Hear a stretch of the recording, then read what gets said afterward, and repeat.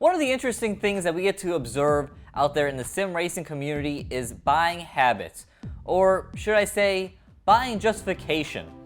A lot of times you'll see people saying that they bought product X or product Y because they did their research and they bought it, and now they've realized that they have the best product and they were right. This can get a bit old at times, but you understand, because when you're looking at sim racing, you tend to spend a fair amount of money on these type of products. Which brings us today to this head-to-head, where we take three wheels that have pretty decent price points in terms of them being a little bit higher. The Fanatec CSL Elite plus the Formula Black rim coming in at $480. The ClubSport Wheelbase V2 plus Formula Black rim that comes in at $780. And then the Thrustmaster TS-PC Racer coming in at $500. All these wheels in pretty much similar price categories and competing against one another. But which wheel is the best? That's what we're here to tell you.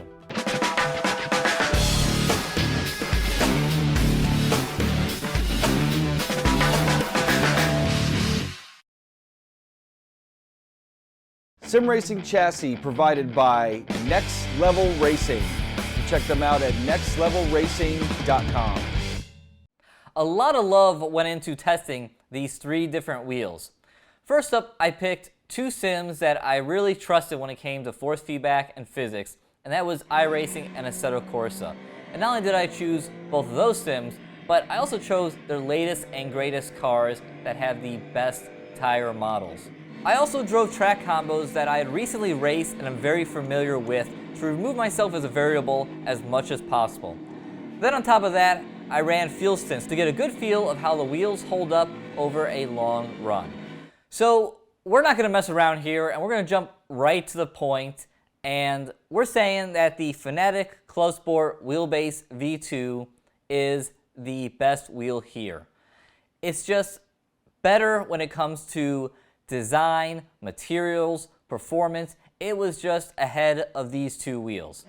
While the performance increase over the other two wheels doesn't necessarily equate to the price increase, it does have the strongest force feedback, is the smoothest, and has an overall button-up feel that the other two do not.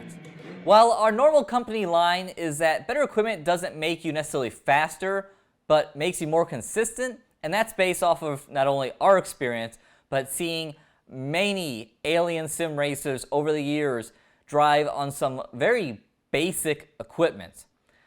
But with that said, this wasn't the case when it came to the ClubSport Wheelbase V2. Exhibit A, I fired up the Daytona prototype and went to Daytona, which I had just spent a ton of time driving for the 24 hours of Daytona race in iRacing. Over the past few weeks, I estimated that I had turned over 400 laps at Daytona in the prototype. My fastest lap in the race was a 139.463, which was about the best I was doing all week. And what did I run with this guy? A 138.414.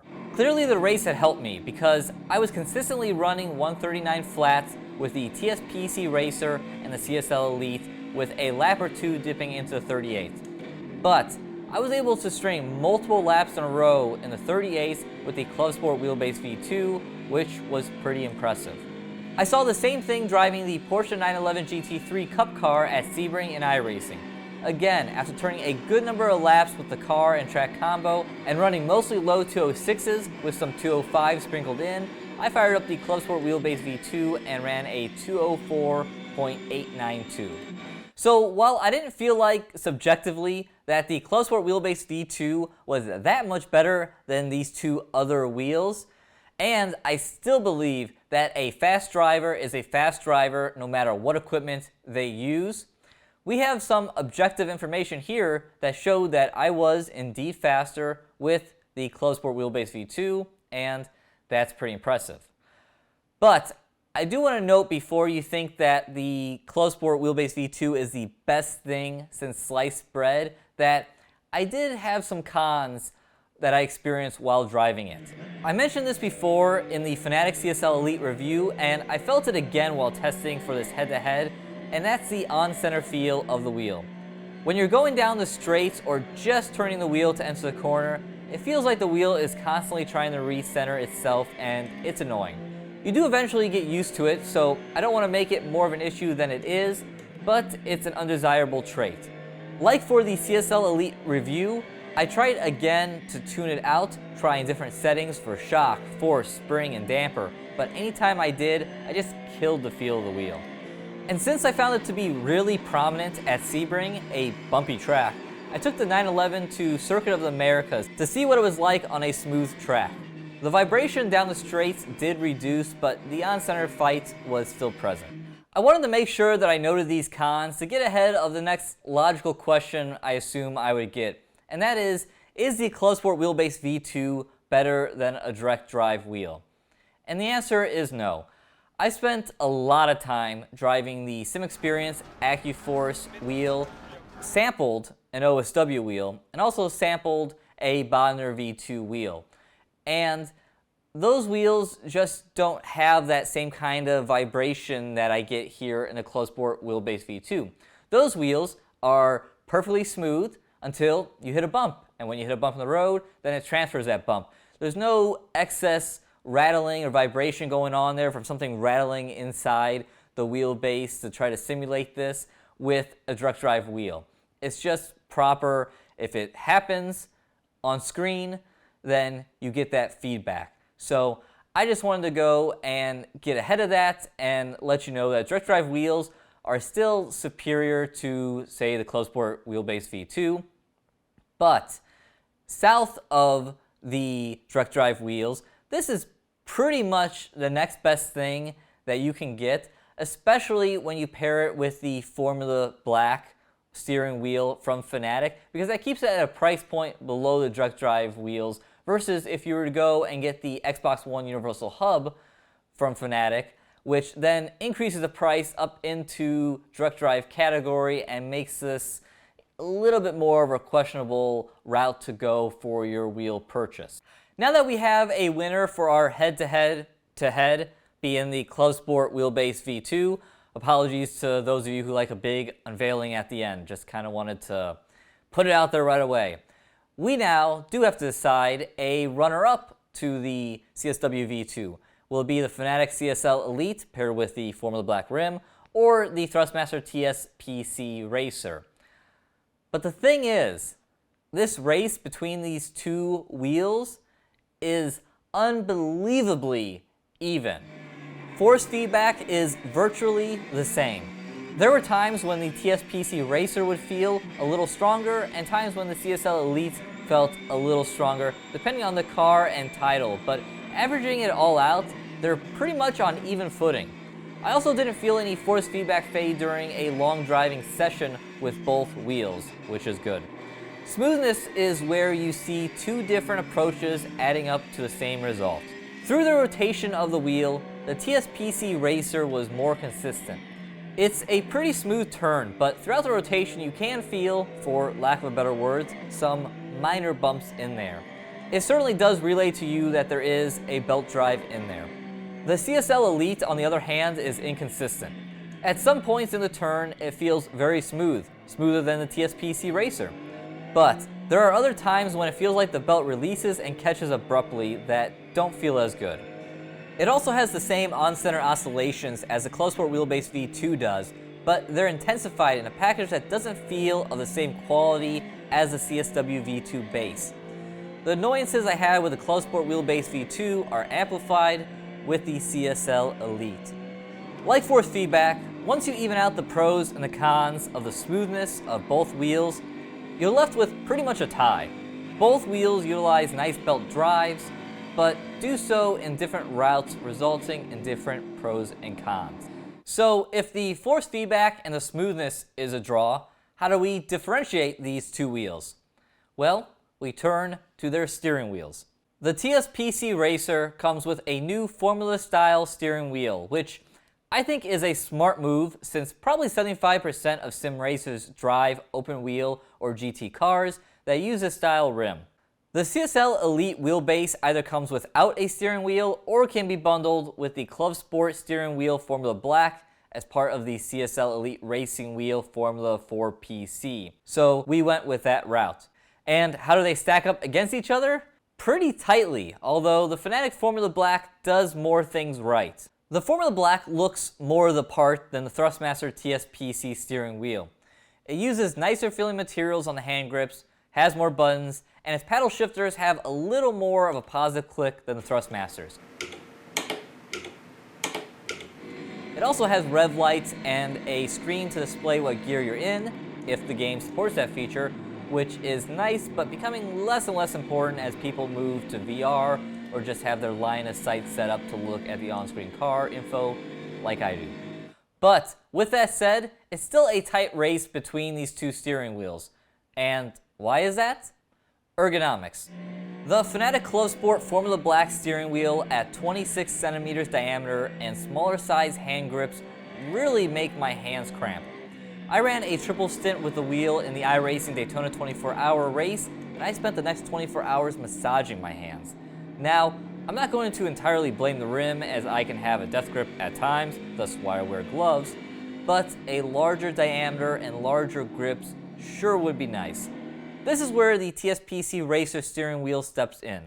Although it's behind the Fanatec Formula Black in a number of categories, the 28 centimeter diameter and large, meaty hand grips are really nice to have. The larger wheel diameter and grips are less fatiguing, which is important when you need to be at your best. So there you go, two different approaches, different pros and cons, even result again. So, if force feedback and smoothness and steering wheels can't differentiate these two wheelbases, then what can? Well, let's see if we can figure that out. First up, the CSL uses a true quick release system versus the semi-quick unscrew and unthread system of the TS-PC.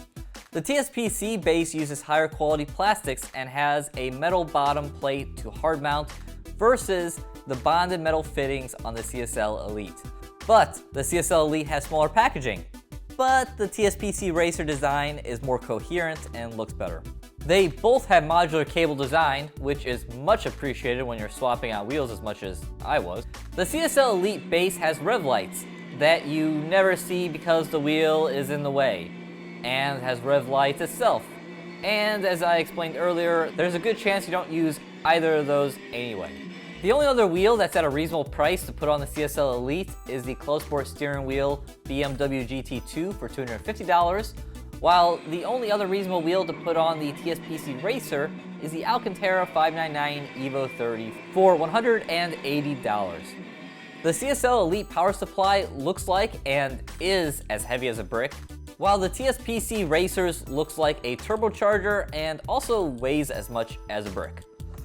Both wheels held up well in testing with no issues, and subjectively, I see about the same number of complaints about Thrustmaster quality as I do about Fanatec these days, so I really don't think there's much difference there. And lastly, in all my testing, both wheels ran the same lap times. So fine, they're even. Those were my notes. Even though all three wheels have some cons, you really just can't go wrong with any of them. All three are strong performers and will get the job done. I will say that I was surprised by the ClubSport Wheelbase V2.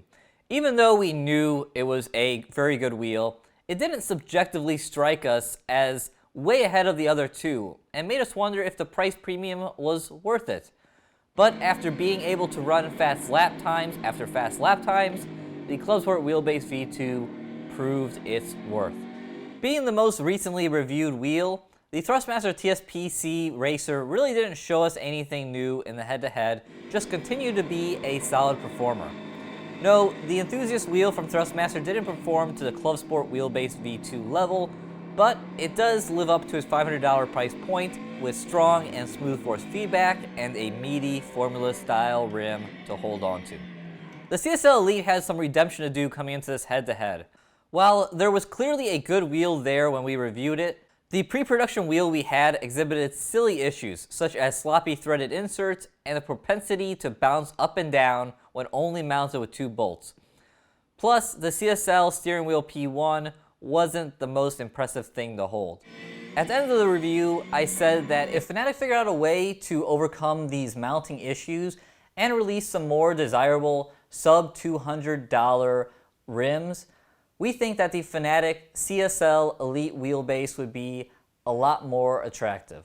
Lo and behold, someone must have been watching, because the production wheel I have now doesn't bounce excessively when using only 2 bolts, and the wheel is much more attractive option with the Formula Black rim. In closing, if you can afford it, the Fanatec ClubSport Wheelbase V2 with the Formula Black rim is an excellent way to go. Just make sure you don't option it out and get it up into that direct drive range, because it doesn't compete with the direct drive wheels, but at this price point, very good option. But if your wallet isn't quite at this price point and you're more in this range, then good luck. The only advice I can give beyond everything else that we've covered here is that if you're already in the Fanatec ecosystem and you already have a rim that can go on the CSL Elite, then maybe this would be the better way to go. Or if you're in the Thrustmaster ecosystem and already have a steering wheel that can go on the TS-PC Racer, then this is probably the better way to go. And if you're in neither ecosystem, then flip a coin? Thanks for watching this head-to-head between these 3 very nice wheels. I mean, seriously, can't go wrong here. I'm sorry it was end in a tie. I know you guys like answers, but seriously, these wheels are stupid close. Like, I tried. I really did to make a decision. But anyway, would appreciate a thumbs up, especially for videos that take as much time as this. It's a lot of work. Also, if you haven't subscribed to the channel, please do so. And also check out our website, isrtv.com, where there's plenty of information about making hardware buying decisions and even software buying decisions.